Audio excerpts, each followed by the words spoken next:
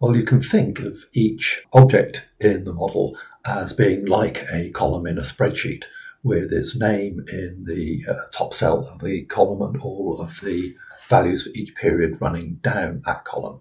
If you click on one of these items, this is the inspector panel over here on the right for this particular variable, which is called total sales.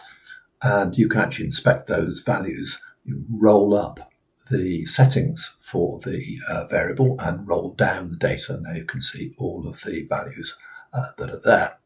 Now, inside each object, there is a formula which does the calculations, and the calculations are really desperately simple. In this case, total sales is the average number of customers we have each month multiplied by the sales per customer. Delete that formula. How did we get that formula?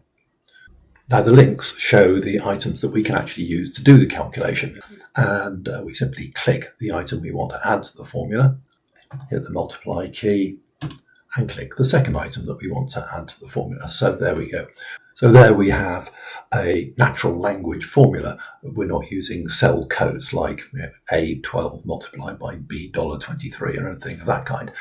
Now, that box at the top there for the number of customers at the start of each period is something called a stock. And the only difference between a stock and anything else in the model is that its values are calculated from its own previous value plus and minus what flows in from the left and flows out from the right. And we can show exactly how that works if we move the model right back to the beginning of time with the time bar button down here. You can see at that time we're starting with 500 customers.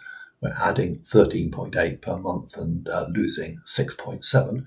So if we just move 1 month forward, there's the 507.1. And we can use the play button here to actually run the model through from the start. You can see it's playing out, and we can play it fast.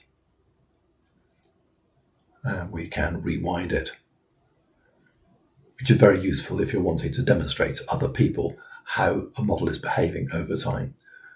Click the stop button there to stop the play and return to editing the model.